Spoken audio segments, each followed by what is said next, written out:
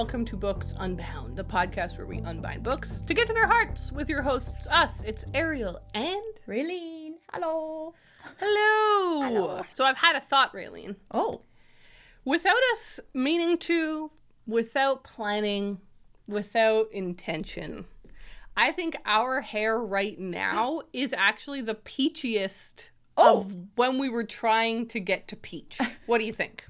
I think what you're seeing is a little different from how it actually shows up. Oh, okay. It's a little bit more red still than what you're seeing. What Ariel's seeing on our Google Meet, it does look very peachy. It looks perfectly peach, and my hair, this is a worst example of it possible because I your hair just looks brown to me. It looks brown because I put it in braids, which has hidden everything, but in real life, it just is like, I've reached touch of peach. Oh, like wow. Exactly peach. That's amazing. Yeah, I mean, like, give this maybe another week of washing it, and then maybe I'll be there.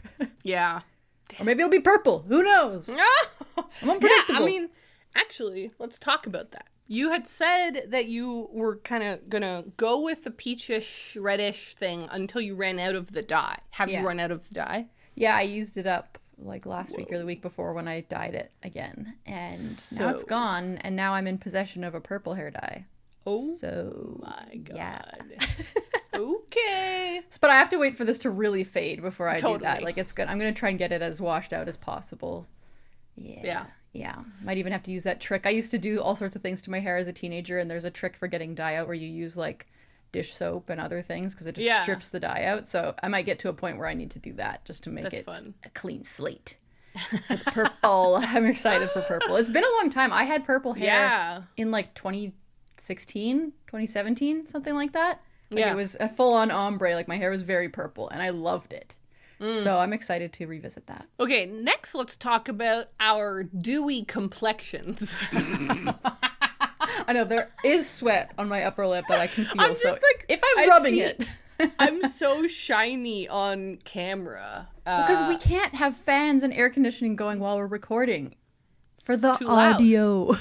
It's too loud. Yeah, it makes it sound real bad. And the window's closed too because there's always cars coming and going where I live. So, hot. I just want to mention how hot we are. Yeah. We're burning up. And it's only going to get hotter because it's early. It's like morning and early afternoon for you right now. But give it like an hour and a half. It'll be pretty hot. We'll be at the peak of the day. Yeah. Peak of the day. Great. That's something to look forward fantastic. to. All right. How about, I mean, I guess that was our weather report. Why do we always do a weather report? I don't know, but I am, like, invested in our own weather. I want to know. Well, I mean, yeah, it does, like, impact our lives a lot. And for me, it impacts my happiness a lot. Like, I want to, last week, like, I guess, like, in the past 2 weeks, it's been kind of, like, weirdly cool and rainy here. But then all of a sudden, it was just like, bam, now we're really hot. Like, as soon as August kind of rolled over, that was when I really noticed the change. Like, the end of July was really nice here, and I was like, oh, I can relax. It's raining. Like, what is this? And then now, all of a sudden, it's like, I'm melting every single day. Yeah. It's so I hot. don't like it. It's fascinating because, like, obviously the solution to extreme heat is air conditioning. Like, in North America, that's our solution. We're like, we're hot, so we turn on air conditioning. But air conditioning is expensive, and it, like, not only is the unit itself expensive, and then you're talking about, like, it can only really cool down a room or two. So then you're like, do we get another air conditioner for another section and have to turn that on? And what's really stressful is that, like, the more electricity we use, the worse it is for the planet, which makes the planet overall hotter. And you're... It's a vicious cycle. Goddamn! Yeah, so I guess a real solution is to go to the lake as much as possible. Which I did. Yeah, I did that. Yeah. Well, my little update for this week is that I went to a very exciting eye appointment. Oh, yes. I know about this. I texted you about this because I was really excited about it. So let me take you on a journey about Ariel's vision. Vision quality. As you know, I wear glasses. If you've seen the video version, I guess there's definitely some listeners, Raeleen, that have found us on some podcast app and have never looked up our videos. That's so true. You may not know what we look like. We're beautiful or just drop dead glowing. But yeah, anyways, so I have worn glasses since I think I was 14 when I got my glasses, maybe 13. I was in the first year of high school, and I just realized I couldn't see the board very well. Yeah. And I was trying to really ignore that fact. And then it all went down to my baby brother, who's editing this podcast right now, and he knows what I'm about to say. We were playing Lord of the Rings, The Third Age on GameCube. Oh my gosh. Love this. Which is an RPG game, which means there's a lot of text on screen, right? Like you have to read a lot and make decisions and click what you want to do and stuff. And I just had to keep asking him what it said. I'm like, what are my options? What? And he was like, something's up. Yeah, and what's wrong with you? He told my mom, and I had to have been avoiding telling my mom anything because I didn't want glasses. But this like knocked it over the edge. I had to go get my eyes checked, and they were like, yeah, you need glasses. It's not a big deal. But to me, it felt like a big deal. I really was like, how do I put this in a mild kind of a way? Not cool in high school. And so I just really kept to myself. I was busy reading, right? Yeah, so I was like adding glasses on top of that, just to me at the time seemed like a little too much. But you know what? It was obviously fun. I remember me and my dad going to the mall and like getting my like trying on glasses and stuff, and then like a week later or something going to pick them up. And because we were in a bit of a rush or something, he was like, I'll drop you off right at the front, you just go in, pick them up. All I had to do was pick them up, and then you could get back in the car. I was like, okay, perfect. I remember it was so strange that I was walking through the mall by myself, because I was only like 14 or something. But I went to the eye doctor, to the place, the glasses shop, and I picked up my glasses. They tried them on me. They were like, does everything look good? I was like, yep. And then I walked through the mall for the first time with glasses on. And by the time I got to the car, I was crying. And my dad was like, I shouldn't have let you go. He's like, what happened? And I was just like literally crying because I could see. I was like, everything is in 4K, which I probably at the time would have said everything's in 720p, because that was the highest definition. But I was just astounded at how crisp everything was, and it just made me realize how bad it had become. And you know what's crazy? My prescription is not even that bad. It's like -1.5 and -1.25. Oh shit, yeah, like mine's stronger than that. I'm even blinder than you. Damn. My vision is not that bad, but it's just bad enough that it's frustrating and things are blurry. And the other thing was I would get headaches. So I got glasses, and there I was. I just had glasses. And throughout high school, I like experimented with contacts, but contacts suck. I hate contacts so much. They're frustrating and they're annoying, and they feel dry, and like they don't hurt. They by no means hurt. I mean, at least they didn't hurt me. But you're aware that there's something in your eye. I could always feel them. I could never forget they were in my eyes. No. Whenever I wore them, I was just like aware that they were there, and I could kind of blink through it, and you're just doing a lot of blinking, and you're just like, what is this? So I was like, whatever. Glasses are not bad. Glasses can be cute, and I just accepted them. And I truly do not mind my glasses. At the same time, it's not an optimal way to live. Okay? Yeah. This is not prime. It would be better if I didn't have glasses. Let's be honest. I always worry that my glasses are going to get broken when I'm out somewhere. And I'm like, how am I going to drive home? Yes. What do we do? Just stay still. I mean, like, I could. I can still see shapes, you know? Like, I'm not completely blind, but it's like, that would be sketchy. It would, exactly. And I remember in grade 10 reading Lord of the Flies, and a huge plot point is Piggy losing his glasses. And I was like, that is kind of how I feel. Like, not to that extreme of a level, but I'm always like, if my glasses break, I'm going to be in trouble. Or if any kind of thing happened and I didn't have access to my glasses. But then there's also, apart from like a glasses breaking emergency or whatever, there's also just like tiny inconveniences. If it rains, you're screwed. Like, you're constantly trying to like, do I wipe them off? Is it better if I just leave them? Or there's constantly periods of the year where you're walking in and out of buildings and woof, they fog up, and you're just like, 1 second, I'm gonna figure this out. Or when I went to see, I was telling you this, when I went to see Dune in IMAX, literally the screen was so big that my glasses don't cover the peripheral vision. So I was just like trying to see everything, moving my head all around. Oh my God. like pivoting, trying to see, Zendaya, quite frankly, Demi, and the whole crew. And then the other, this was the one that kind of bothers me the most. Well, there's two. One is when I go swimming, I have to take my glasses off because I don't swim with my glasses on. It's crazy. Well, I've done that before, but then it like can also be annoying. And then I'm doing the thing like last time I went swimming with my glasses on in the lake, and I'm swimming around and I'm like, it's not that bad. Like there's water on them, but it's fine. At least I can see. But then I wanted to swim fast and I was like, okay, that's not going to work. So I took my glasses off and I shoved them into my bathing suit. Oh my God. Because that is tight. Yeah. So I was like, that'll hold it there. And then I'm swimming with glasses in my bathing suit. What am I, like, come on. Crazy. What are we talking about? What are we talking about? And so all of that. Wait, what was the other? Swimming? Oh, and trying to lean on your side. Yeah. You want to lay down on your side on the couch or like in bed reading a book. Yeah, then your glasses go like this. Yeah.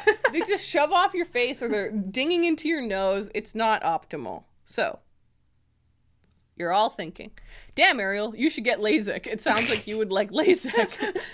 I would actually be down for LASIK. It sounds horrifying, like slicing open your cornea or whatever. Like they literally cut your eyeball open, fiddle around, and then slap it closed again. Sorry. This is like the grossest conversation to me. I hate hearing people talk about LASIK. It's so just terrifying, right? But I would actually be down. I would totally do it. But I am not a candidate because of my Ehlers-Danlos syndrome. There are too many like things that could go wrong, and so I've been told, no way, you shouldn't do it. It's not worth the risk. You could, like, I think the main risk is that I am at like a high likelihood of permanent dry eye. So that you just always be irritated. Your eyes would always be irritated. Yeah, and I'm like, that is just not worth it at all. Yeah. And so I gave up. And I was like, that's fine. I can just live with my glasses. Like I said, I don't mind them. Most of the time, it's totally fine. But then I heard about something called orthokeratology. And I was like, what's this? And I start looking into it. And I think it sounds so cool. So most contact lenses that people use are soft, gooey, like contact lenses. They're very soft, very squishy, very malleable, almost like just a little harder than gel. Do you know what I mean? Like they're very soft so that they're as comfortable as can possibly be in your eye. The old style of contact lenses were hard glass lenses that would like go in your eye, which is crazy to think about, but whatever. Disgusting. So so this is actually a return to hard contact lenses, which people don't often use anymore, but they're in a new technology. First of all, it's not actually glass, so it's not, don't be scared of them. Yeah. But like it's a hard contact lens that you put into your eyes at night. And like orthotics? No, what's it called? What are dentistry? Is that orthotics? Orthodontics, yes. There you go. Which basically just move your teeth into a new shape, and then you wear a retainer at night to keep them there. And then at day you take your retainer out and you're fine, but then at night you put it back to make sure that they just keep staying in place. It's exactly that. This your eye just slowly forms to the shape of this lens because it's there, so your eye shapes to it. You take them out in the morning, and your eyes are now the correct shape. It's crazy. So that you can see properly for the day. And then at night, you put the Ortho-K lenses back in, and your eye reshapes, and your prescription is refixed, and you keep doing that for the rest of your life. Positives about it include it is not a surgery. So you're not doing anything weird or painful or strange to your eye. Secondly, it's completely reversible because you're not doing anything to your eye. You so stop if wearing you them. end up not liking it, you just stop wearing the lenses, and after a couple of days, your eyes will go back to normal and you just keep wearing your glasses. So if you were to like lose your lenses or break your lenses on a trip or something, it's like, okay, you just can put your glasses back on. You're okay. So I thought this sounded so cool. And I was like, this is amazing. I want to look into this. I live rurally, so there was nowhere that offers that kind of thing here. Yeah. So I started calling around, and I found a place in Halifax that does it. Okay. And so I like called them. I was like, hi, I want to do orthokeratology. I was like, do you do it for adults? Because it's mainly used on children. This is another fun fact. It's mainly used on children for a couple reasons. One is that like adults will just get LASIK. Yeah. Right? True. but like children are not eligible for LASIK, but adults are, so they just do LASIK. But then the other reason is because it's a preventative. A lot of children are losing their vision. They're like becoming nearsighted, or like they can't see far. Yeah. And so they will start using these lenses to halt the degeneration of their eyes. And so it's just become more known for children. But I was like, can adults do it? And the optometrist was like, yes. My friend, she was like, my friend who's an optometrist who went to school with me, she does Ortho K every day of her life. She loves it. And I'm like, sign me up. So I went and had my like whole consultation appointment. I am totally eligible. Yes. I know. I was so anxious that I wasn't going to be eligible or whatever. But she was like, you're totally eligible, and my prescription isn't very intense, so she thinks it'll be great. And she's ordered the lenses. How long until you get them? It takes 3 weeks for them to make them because they're all custom. No, it's not that bad. So it takes 3 weeks before I get them, and then there's going to be a 2-week like fitting period where my eyes get used to it. She's like, it could be just a few days. It could be up to 2 weeks to get to you to like prime vision. Okay. I'm so excited. Yay. I just think this sounds so cool. And I think like it's like a new tech, which I also think is neat. Like I'm just trying out this. Yeah. And the optometrist was excited that I was trying this out because she's like, I think it's so cool that you like heard about it and you just want to try it. And I'm like, yeah, of course it is expensive. And so I'm just like, excited to I won't buy as many books for the next few months. It was like the whole appointment and lenses and stuff were $400, but that's not that expensive when you think about getting like a new pair of glasses. Yeah, and like an eye appointment is usually like on average now is between $90 and $140 just for the like for the eye consultation or whatever. It's expensive. And they did all the normal eye appointment things anyways. Yeah, like, so that's scanned my eyes. My eye health is good. Yeah. So that was what I did. I didn't mean to go into such a deep explanation, but I'm very excited. I think it's so neat. No, that is exciting. And before I get into my update, I just wanted to tell everyone my journey with glasses since we're here. Like, why not? I think this is the moment. And also, it's kind of funny because my journey with glasses is that I didn't get glasses until I was about 19 or 20. Probably 20, actually. Yeah, you're right. Because your early YouTube videos, you didn't have glasses I didn't used to wear glasses. You're right. But growing up as a small child, the little, 5-year-old me, I was obsessed with glasses. Like I wanted glasses so bad. Yeah. And I have a couple of photos of me as a kid wearing plastic like sunglasses with the lenses popped out, which we will share in the video now. So I highly recommend checking out the video version of the podcast just for this. Because I was pretty cute. But yeah, I was obsessed. I was always like, if we went to the dollar store, I was like, Mom, please, can I have those glasses? And then she's like, sure, whatever. And I just pop out the lenses and wear them like all day. Like I was obsessed. And when I even got a little bit older, I had a pair of glasses with just like clear lenses that I would wear every now and then just because I wanted them so bad. Yeah. And I don't know if I willed it into being or it was just enough late nights of reading in low light that I eventually like powered myself up to have bad eyesight. And so I remember it. It was one time I was watching TV or whatever, and I realized I couldn't read like if there was small text on the screen. I was like, I can't read that. And I was like, wait, is it finally happening for me? I was so excited. That's so funny. The opposite of how most people feel. And so, yeah, I got my eyes checked. I had to get glasses. And then over like the next 2 or 3 years, I kept having to update my prescription because my eyes were changing so fast. And so I'm finally at a place where I feel good. But I don't like contacts either. But I also agree with you that like seeing a 3D movie or something and having to wear glasses on glasses or even just going to the beach and wearing sunglasses. Yeah, I've been wearing a big pair of sunglasses over top of these glasses when I go to the beach because we didn't need even both. Talk about sunglasses. You're totally right. That's another pet peeve. Like basically, I've never worn sunglasses because it's such a freaking affair. Yeah. And so at one point I was finally like, you know what? I'm doing it. I'm going to get prescription sunglasses. Yeah. And I got them, and it was partly awesome. I was like, wow, I get why people wear sunglasses. Like, this is a nice way to exist out in the summer. Totally. But secondly, it was a faff. I had to be like, okay, 1 sec. And I'd take off my one pair of glasses, fold them up, take out the other pair of glasses, put those on, put the glasses in the case. So, okay, now I'm safe. I can continue.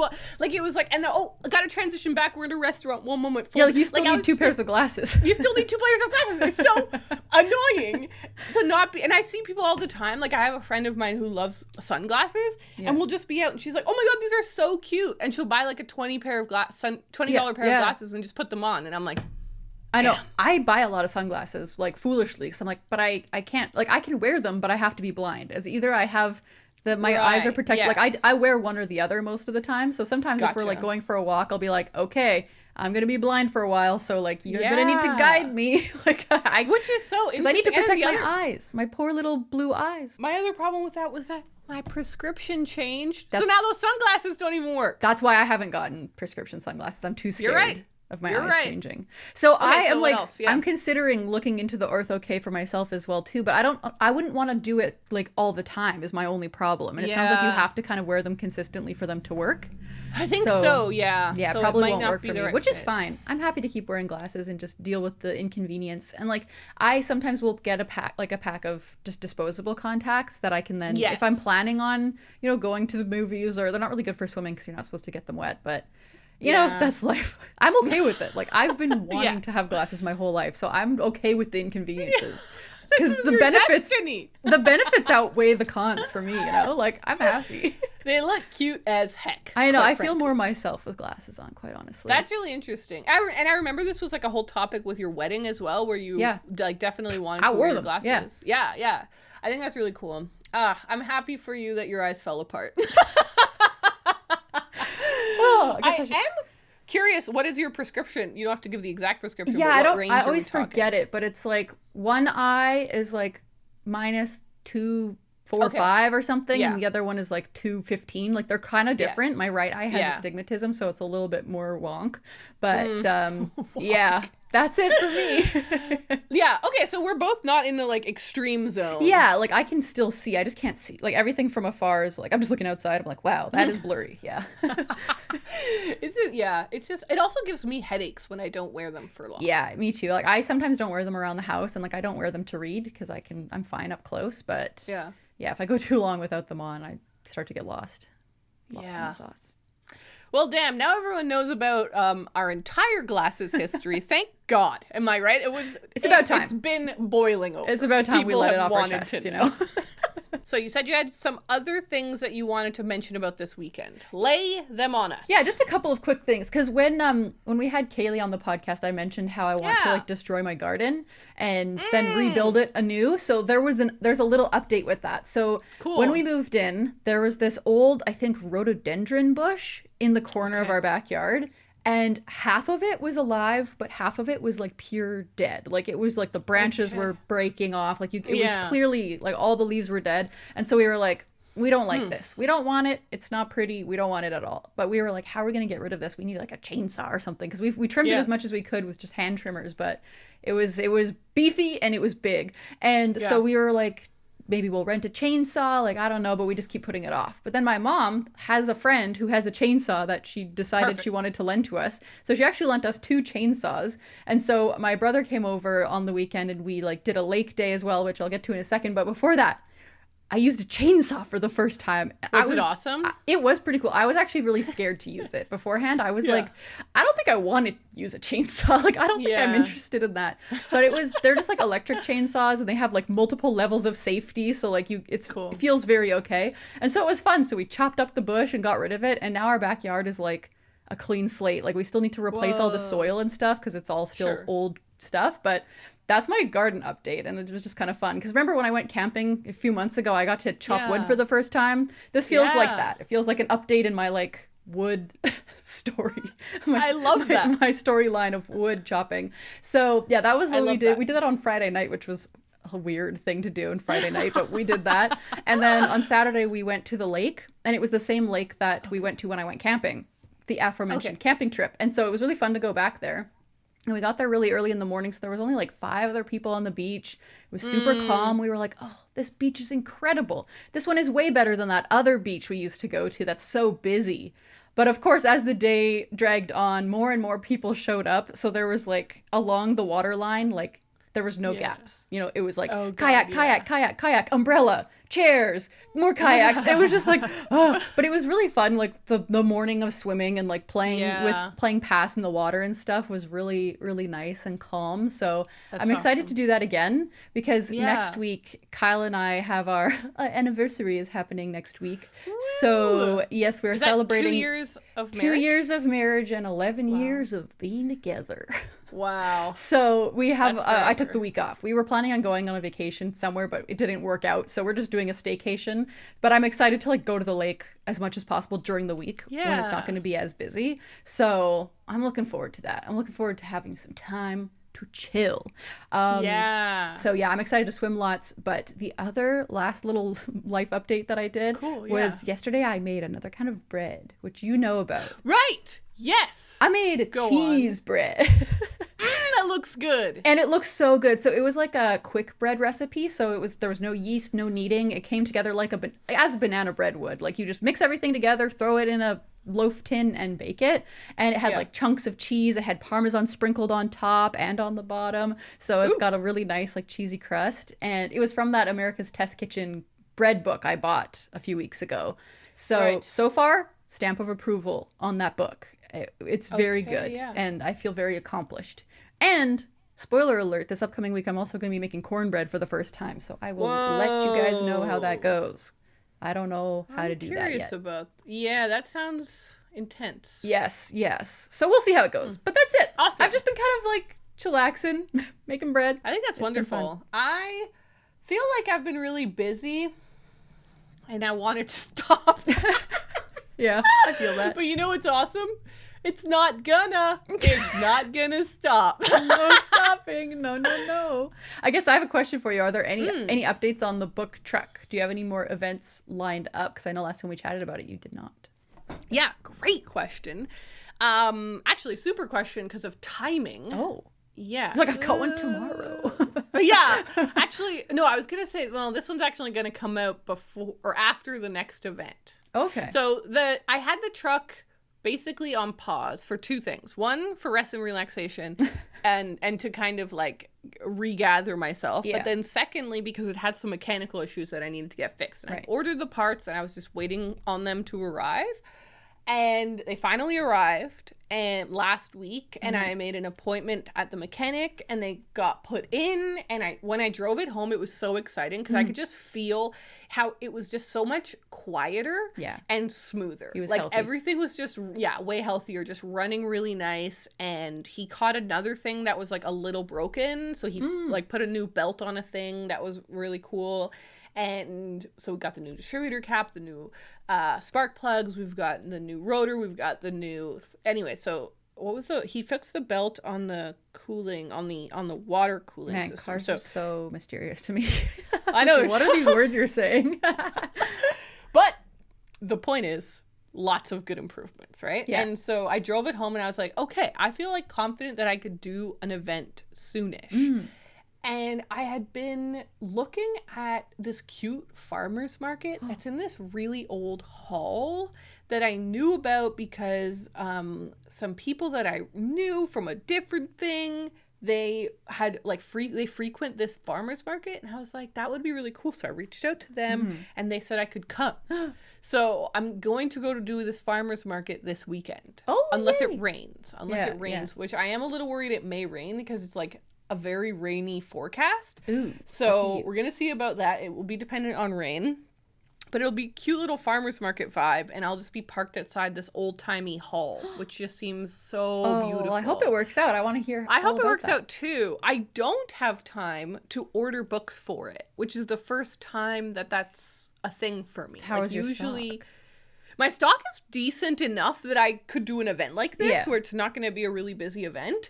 But I'm just kind of a little bit like, I don't have time to like order themed books, like farmer books or something. Yeah.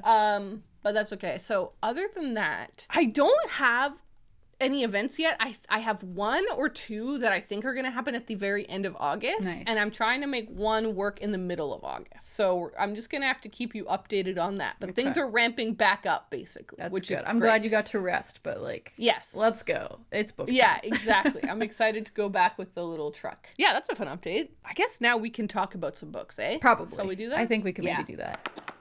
let's do it the proper way. Last week I went crazy and I did things backwards. And I think everyone was super stressed out. No, I'm just kidding. It was just us and nobody cared. I feel like we usually start with book hauls because we're excited about them. Yeah. Is that right? Yeah. Sure. All right. I don't remember. I just have one book. Me too. And it is Slow Dance by Rainbow Rowell. Oh my gosh. That's right. Now, you already know about this because I talked about it on our live show yesterday. We do a monthly live show with our patrons. And I just showed this off to everyone and talked about how excited I am to start it off. So this is one of my most anticipated books of the year, I believe. Well, let me look at my little catalog here. I think this is my last, this is the last book that I am anticipating that I talked about in like the original video, in the first video of the year. So I need to read this one to kind of finish off my reading the anticipated books of the year thing. I think this is such a perfect summer book, like a romance, kind of an easier contemporary read. I'm sure it'll still be really good. I guess I never really asked, is it adult fiction or is it YA? It's adult. Oh, nice. It's adult. That's good. Yeah. Gabrielle Zevin quoted it on the back. Ooh. She says something that I find insane. That's okay. She says, sexy, sweet, wise, and nostalgic. Jane Austen's persuasion for our time. Whoa. That's a wild thing to say. Like, are you saying that this is to the level of quality of persuasion? Or does it just have a similar plot? It's got a similar theme? I guess we'll have to wait and see. I guess imagine I come back next week and I'm like, this is as good as Persuasion. Yeah, this is Persuasion for the modern era. That's hilarious. That's kind of crazy, though. Lee Bardugo quotes or blurbs it. Everyone seems to be loving this book. All right. And I really, really liked her other adult stuff. Now it's from so long ago, it feels like a different lifetime. Yeah. Landline and Attachments feel like they're from a different era.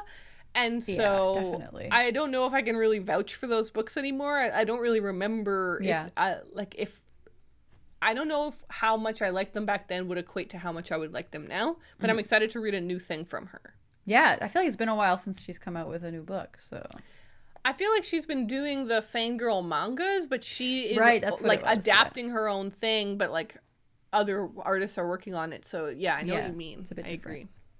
Okay, what about you? I think you got a book too? Yes, I got a book in the mail.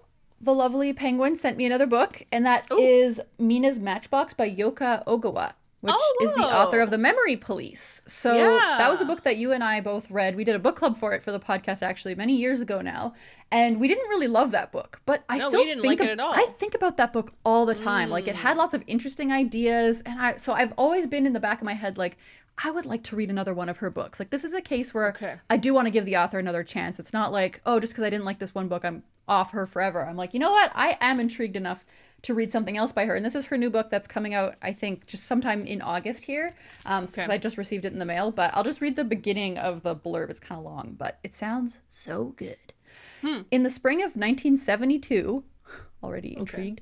After the death of her father, 12-year-old Tomoko leaves her mother behind in Tokyo and boards a train alone for the coastal town of Ashiya to stay with her aunt. It is a year that will change Tomoko's life. Her aunt's family lives in a magnificent mansion filled with German-made furnishings, surrounded by sprawling gardens and the remnants of an old zoo, where the family's pet pygmy hippopotamus still resides. The family is just as beguiling as their home, but beneath their sophistication and charm lie complications that Tomoko struggles to understand. Her aunt's misery, her handsome foreign uncle's curious absences, her German great-aunt's experience in the Second World War. At the center of the family is Tomoko's cousin Mina, a precocious, asthmatic girl who draws Tomoko into an intoxicating world full of secret crushes and elaborate storytelling, including the strange tales inspired by the illustrated matchboxes she collects beneath her bed. The two girls share confidences and enthusiasms, encounter heartache, and have their eyes open to the workings of the adult world. Goes on from there, but it sounds so good. Coming of age, kind of weird. Like, what is this kind of miniature hippo they've got hanging out with them? It's very intriguing. Very intriguing. So I'm excited for this. It sounds like it's a very like quiet, kind of meditative story, which you know is hit or miss for me. But I'm excited to give her another try because it sounds really interesting. So yes, thank you Penguin for sending me that. Do you own The Housekeeper and the Professor? No, I did read that though. I read it. You did read it, right? Yeah, I read it and it was okay. I forgot she wrote that. Yeah, so you've read, because I was just looking her up. I was like, I feel like there was another big thing of hers, and it's that one. Yeah. But you didn't really like that one either. That one I liked more than The Memory Police. Yes. But still was kind of like middling on. So this might be her last chance for me. But ooh, I'm excited for this one. I feel like this one could be the one.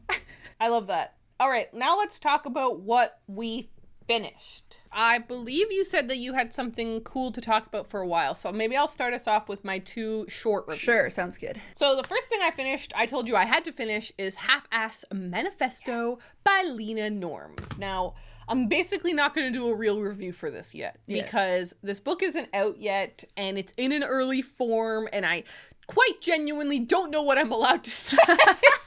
I should have asked Lena before we recorded this episode, but I forgot to. You guys all know Lena. We've had her on the podcast before. She's one of my best friends. I'm obsessed with Lena Norms.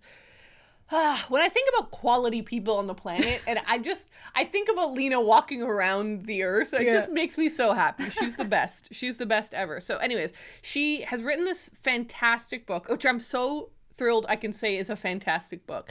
I knew that it would be, because Lena's brilliant, but you never know, right? Like, you're always like, oh god, what if my friend wrote something terrible, or like, what if I hate it, or what, like you said, like, what if I don't connect to it? But no, it's so good. It's so good. I'm like, she has released the blurb on Instagram. Okay. So you know what? Yeah, you can read that. Maybe I'll just read what that says. That feels safe. Again, I don't want to get in trouble. I don't want to do something wrong. Yeah.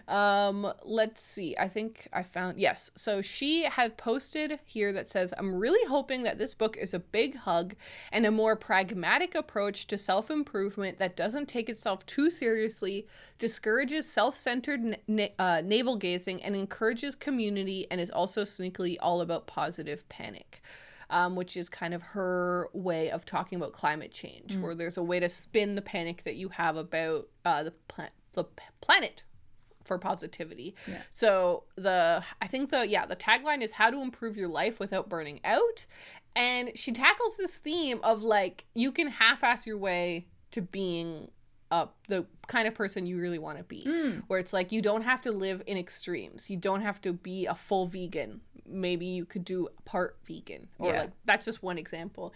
But again, I'm going to talk about this more when it comes out. I did want to say, if you're interested in that kind of thing, if you're interested in a self-helpy book that's like just really positive and friendly and compassionate, and I just think is like a real, like a motivator boost to like do awesome. A lot of the things that you want to do, you should pre-order it, because pre-orders, we've talked about this before, but pre-orders do so much for an author. They all count to the first week's sales, which means that when your book comes out, you could have a better chance at being like on the New York Times bestseller list, or on other lists. I think in England it's the Sunday Times bestseller list.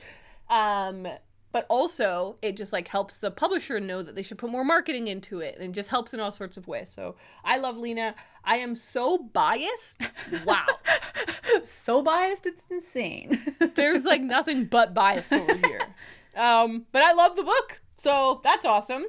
And I can't wait to hold it. Yeah. I can't wait to have the physical version. That'll be good. The other thing that I read, I was like, you know what? Let's just keep the friendship going. Oh. I read Please Do Not Touch This Exhibit by Jen Campbell. Jen Campbell grew up by the sea in the northeast of England. She's an award-winning poet and best-selling author of 12 books for adults and children. Her most recent titles include The Beginning of the World in the Middle of the Night, The Sister Who Ate Her Brothers, and Marceline, Defender of the Sea.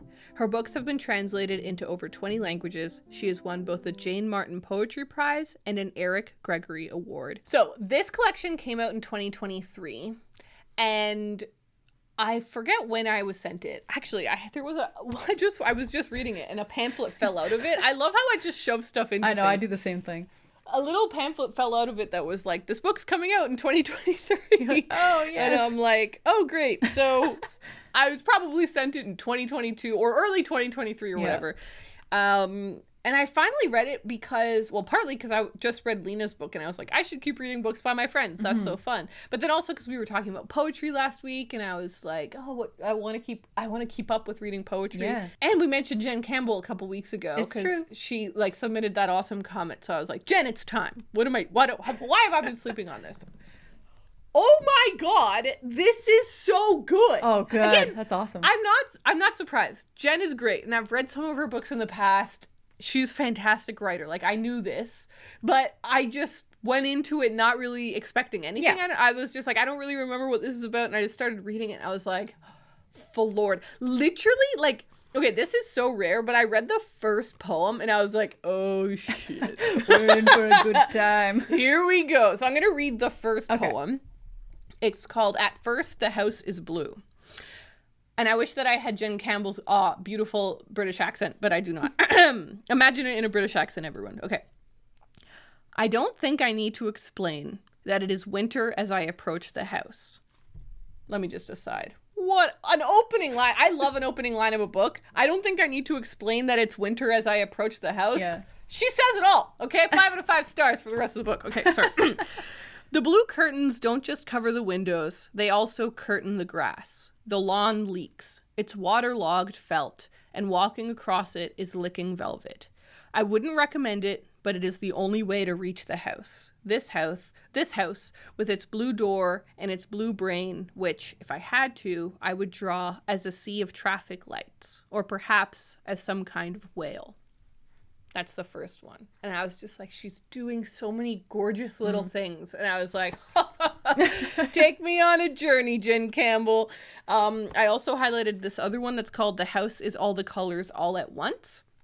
It goes, as a temporary measure, the house puts in a request to be removed from the market. I wash its organs in the sink, sweep the phantoms from the floorboards, and spend several days smothering fires in rooms that should have remained locked. As I unhook the weather machine, the house and I spy a fox tugging at the edge of this painting, here to tip us into the whatever next. Its green-tipped paws knead the garden, delicate teeth peeling back the wallpaper where, underneath, all the colors run to meet each other. In a sigh, in a rush, in a roar. So, there was a couple things I wanted to say here. I just loved it. I just thought it was so beautiful. Secondly, unlike a lot of poetry collections that I've read, I felt like this one really worked together as a whole. Ooh, a lot of the time I feel like I'm reading a lot of separate poems. Totally. This one worked together as like one big work. Ooh. And so I even was like reading that poem just now. I'm like, it doesn't hit as hard because you don't have the context of all the poems before and after it. I think it just also really worked as memoir in a way that I don't read often in poetry. I know obviously it's a thing and it's there, but just for the poetry I've read, I'm like, this one works so beautifully as like a testament from someone. It is all about disability and Jen Campbell's life through disability and through storytelling. It's about hospitals and how much time she spent in hospitals because of her different disabilities and stuff. And one of the spookiest, oh my God, Raeleen, is so spooky. Oh God. One of the spookiest, most like confronting elements of this book is that she requested, and I actually messaged Jen on Instagram because I was like, Jen, is this I want to make sure I talk about this right on the podcast. I was like, are these fiction or nonfiction? There's these little excerpts from when she was a kid going through a lot of her separate surgeries. Okay. And she was able to request her doctor's notes from when she was a child.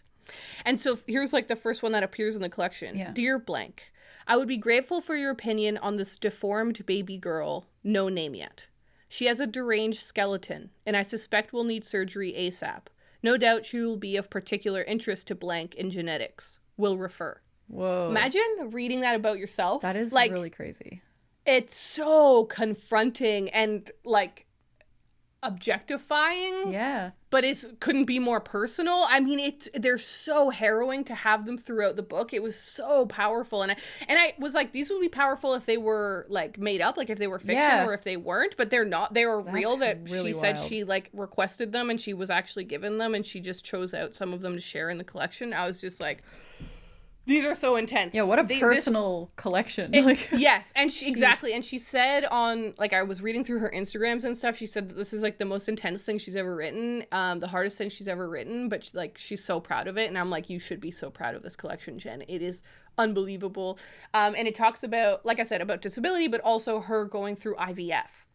So there's this really interesting, like, thinking about her childhood in hospitals and now her trying to have a child. Right. Like that back and forth. And the happy ending is that she had a baby. So it worked out, which is like, I was reading it and I was like, I wonder if when this came out, she'd had her baby yet, because I'm really glad I'm reading it knowing that she had her baby. Because I'm like, it all works out and that's so happy. So there you have it. Loved this collection. Cannot recommend it enough. Everyone go pick up Jen Campbell's Please Do Not Touch This Exhibit. And once again, couldn't be more biased. Woo! I love that for you. That's so awesome. Beautiful. All right, I'm going to continue to sip on this disgusting bubbly water that I'm hating. Raspberry flavor be damned. While you review your book. What did you read? Well, I actually just finished it this morning. I just, by the skin of my teeth, managed to finish this. And that is Penance by Eliza Clark. Eliza Clark was born in Newcastle upon Tyne and lives in London. Her first novel, Boy Parts, was written after she received a grant from New Writing North's Young Writers Talent Fund. She has been chosen as a finalist for the Women's Prize for Fiction and Good Housekeeping Futures Award for writers 35 and under. Yes, I was reading this last week when I went away for the weekend, and so throughout this past week I was like, I should try and finish that book. And I went to the beach and I was reading it on the beach, so I actually took a photo of the beach, or the book on the beach, for the Instagram, because it just felt so fitting. But yes, let me tell you all about this book and how I felt about it. So, as I mentioned last week when I started the book, it's kind of about like a fictional true crime that happened, and it's told through the lens of a journalist who's writing a book about said crime. So it's about these three teenage girls who kind of kidnapped one of their classmates and burned her in a house, and they were trying to kill her, and they succeeded.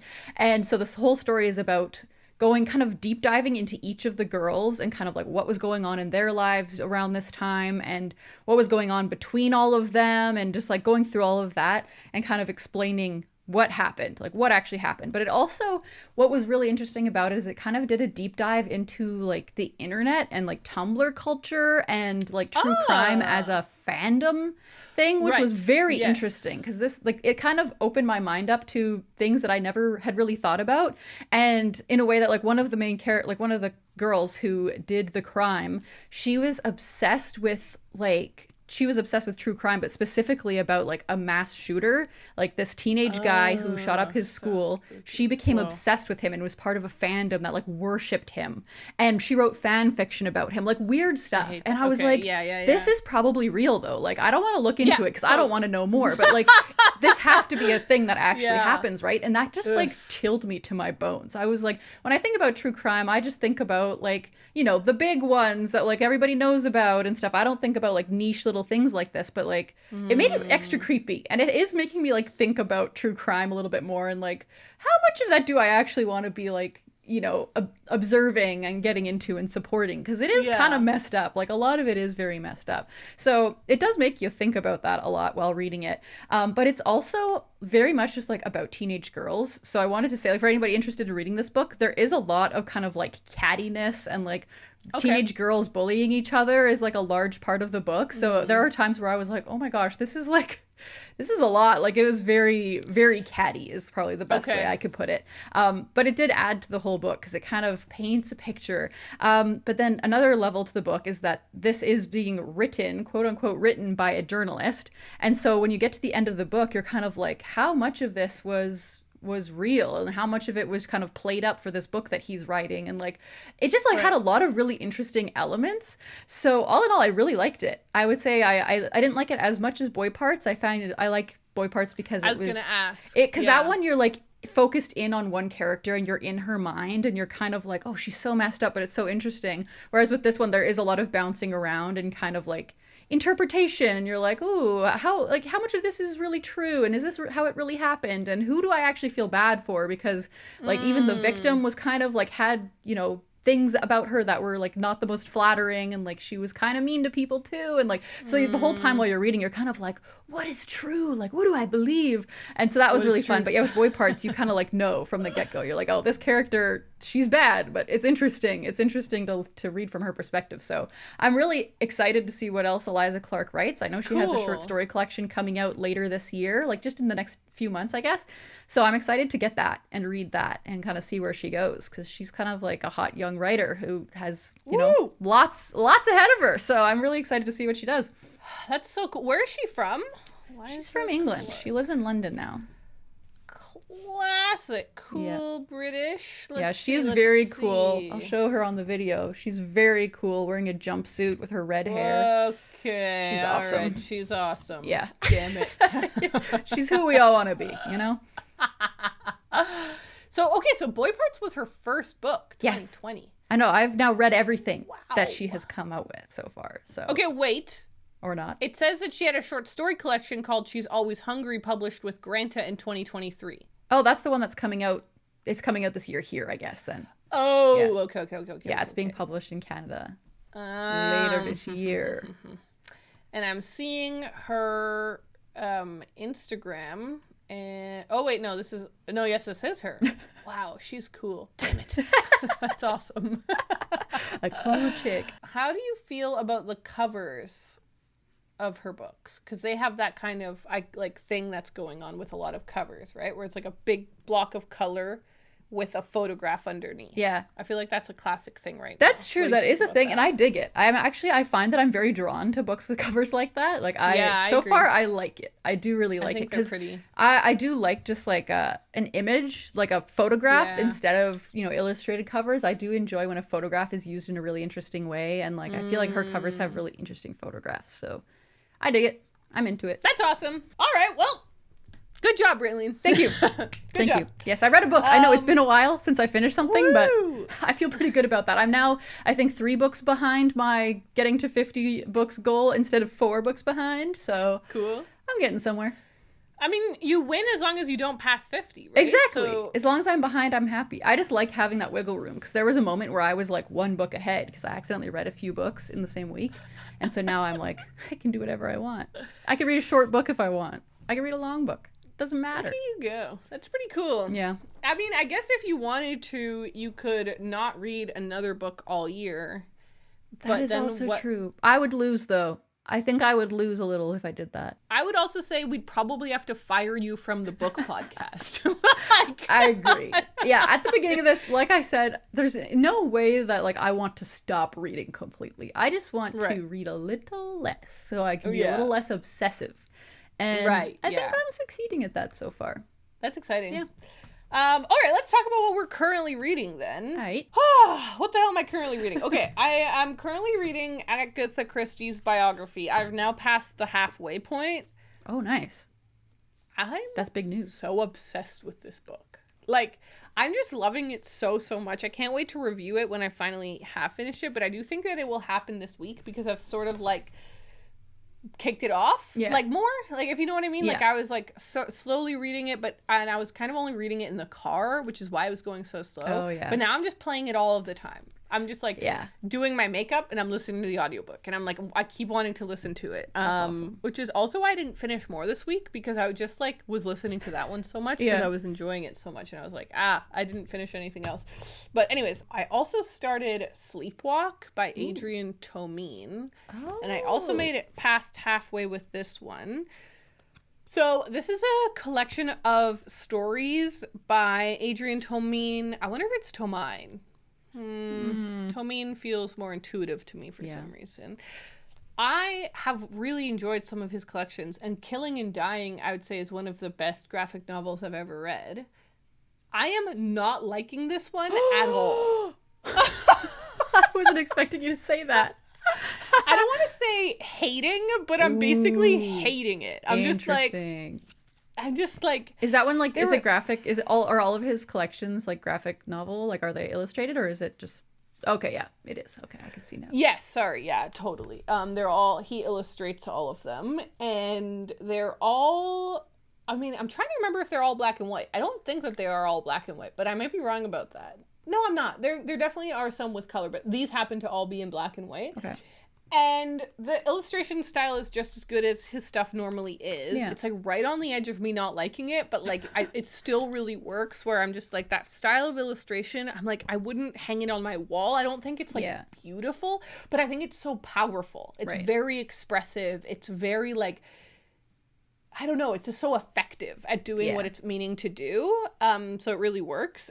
But all of these stories are just nasty. Ooh. They all make me feel like the world is an awful place. Oh, and you don't like that. I'm like, is that a useful thing to read? It's okay, because I mean, this is like a whole debate, right? But like, one book or author that I love, George Orwell, many of his books are about the despair in the world. Yeah. But I would argue that they are warning that that the world doesn't have to be this way, and that like, if we avoid these things, and he goes to like extremes, and they're dystopian or they're fairy tales, they're not like real life. And then like the novel of his that I've read, Keep the Aspidistra Flying, that was contemporary to his I was going to say set in our times. I mean, not our time, set in his time. Yeah. And it's just about a guy who's like trying to avoid money because he thinks money is like the worst thing in the world. It still has a good ending, and it's still like, it's like, yeah, like money is tough, but you kind of have to live in the world that you live in, and it still has a positive ending basically. This is just like, wow, people are terrible, and we all live in a terrible world, and there's no good in the world, and it's just dark. And I'm like, I actually thought about DNFing it, and I was like, nah, it doesn't take long enough to read. Close enough. Yeah, you can I just push. gotta finish it, but I'm just like, damn, I hate it. I'm not liking it at all. Brutal. I love that. And then the other thing that I'm in the middle, how am I reading so many things? I don't know, but I am. I made some good progress on Western Lane by Chetna Maru this week again, which I'd kind of put on pause for a while, but now I want to go back and finish this. It's so good. Oh, that's great. So good. I'm like, again, I'm excited to review this one when I'm actually finished it, because I have a feeling it's going to be really, really good. But I could also see it stalling out. Basically, like, I'm still in the first half. Like, I've basically just reached, I think I'm like 40% of the way through. Okay. So I'm like reaching the halfway point, and I could see it building to something fantastic and ending wonderfully. Or, because of the writing style, I could also see it just doing this over and over again and being boring. Yeah. Do you know what I mean? Yeah.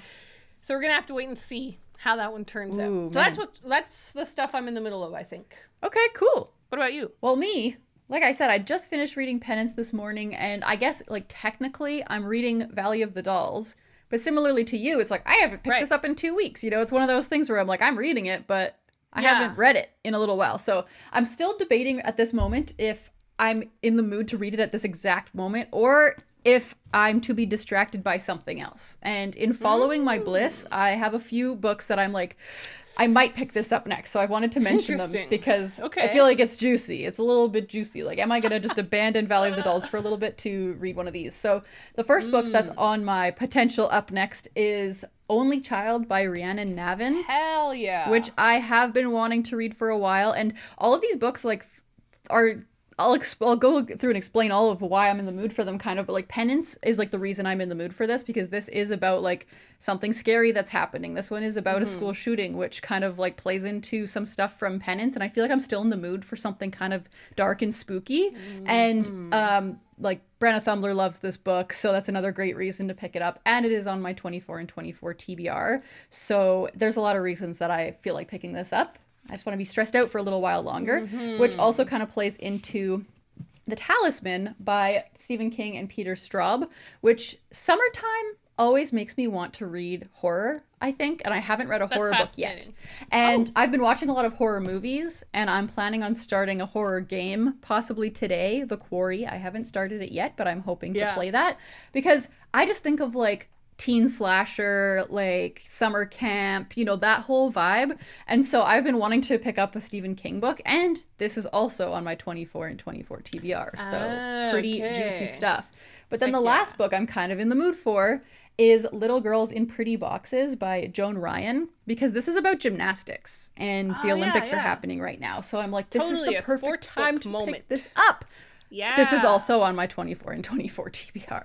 So I feel like all of those are worthy books to kind of dip into. Valley of the Dolls is also on that TBR. So like these are all books that I'm going to read at some point throughout the year. So I'm like, if I put Valley of the Dolls on hold for a little, it's okay. But I also am enjoying it. I want to read it. So I haven't decided yet what I'm going to do. So that's just a little teaser to who knows what'll happen next week. We will see where I'm at in a week. That's really fun. Yeah. So as of this moment, like I'm not actually really reading anything. Is the long way of saying that. I'm excited to see what happens, though. I'm glad that you shared us those options, because I think, how about everyone takes bets in the comments, and we will see what happens next week. Yeah, I don't even know what's going to happen, so I'm intrigued to see what everyone thinks will happen. Speaking of what everyone thinks. Good one. Let's do the mailroom.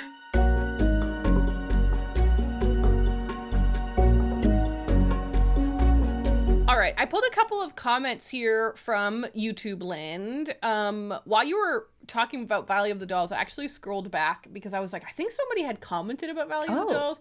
And it was from Angela. All she said was, I cannot wait to hear the rest of Raeleen's experience with Valley of the Dolls. So I think it's going to turn dark. Keep waiting. Yeah, I think that's what she wants to know. Okay, so then I have two comments here that are on a similar theme. One is from Cursed Plum Tree, who says, the way my pupils dilated when the theme song came on at 1:25. So I think this is the theme song to the new audiobook that you recorded. So good. Incredible work, CJ. And then the other one says from @Miamela, it says, that snippet of the music CJ made was awesome. Please tell him it gave me shivers because it was so good. Ooh. So if you want to listen to more of that tunage, you can go and see our new audiobook that Raeleen recorded, but that CJ scored. There's like 6 or so different tunes that are used in the audiobook. So that's just a little taste what you guys heard. So cool if you want to check that out.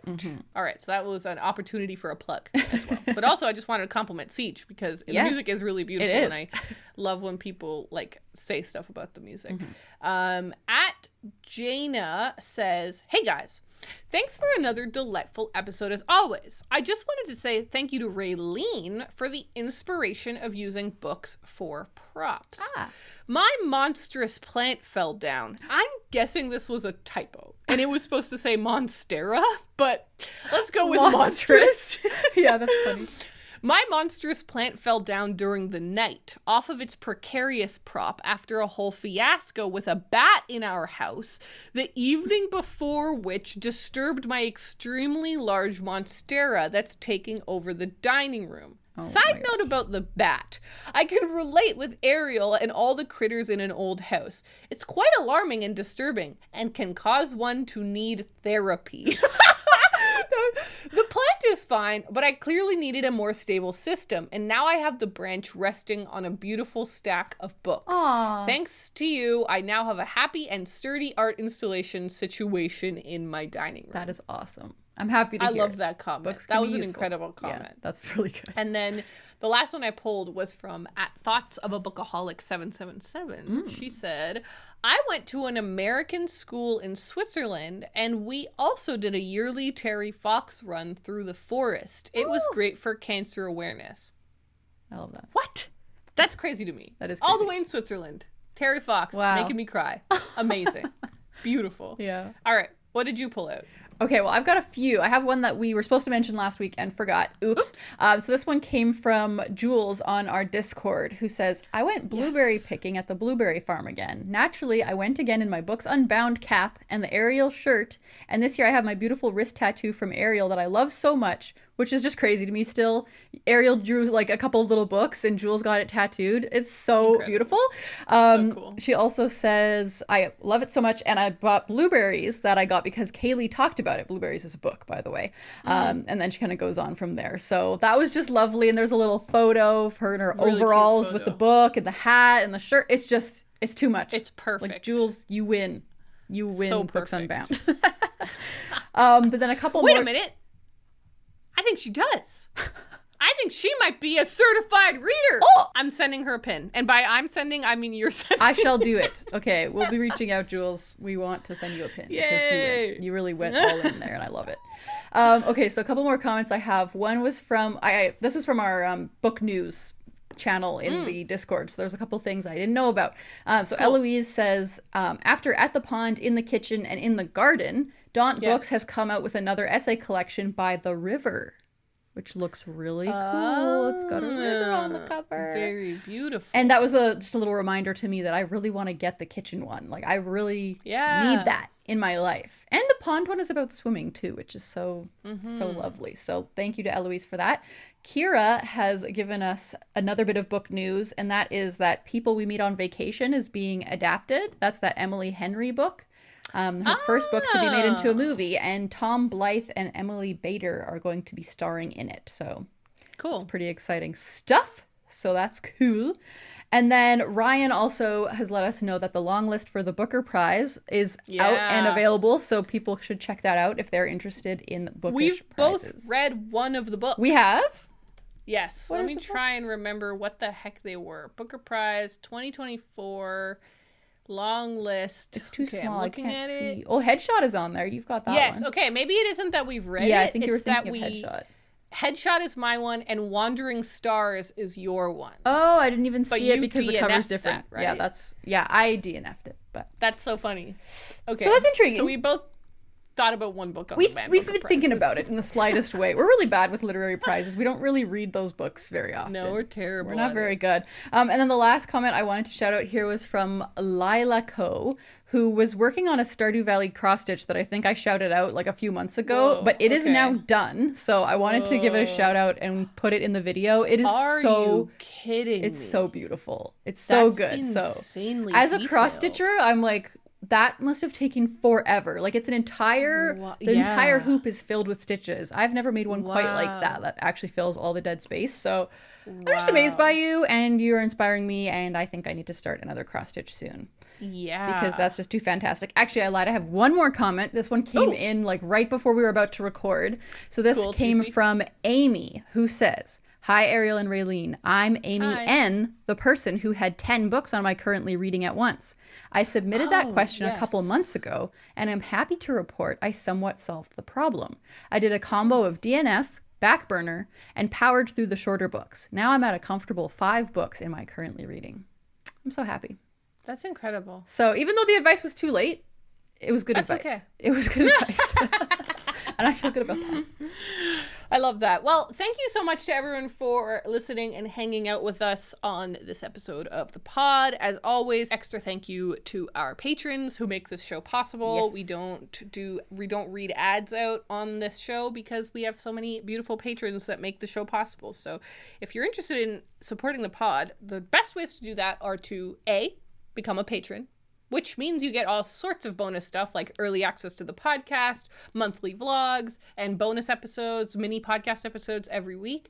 But then also sharing the pod with someone you think might like it. Give it a share. Or by checking out our merch, which is available on our website, booksunboundpodcast.com. There you go. Heck yeah. I did some plugs. Look at me go, Raeleen. Look at you go. I don't know. I just felt inspired, I guess.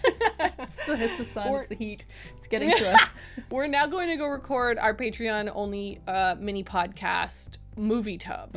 And I'm going to be talking about Twisters! Whoa! Woo! Oh my gosh. If you feel it, chase it! That's from the movie. And I love that movie. It was awesome. I can't wait to talk about it. So if you want to go and join us for that, it will be available on the Patreon now. And we'll talk to you next week. Bye.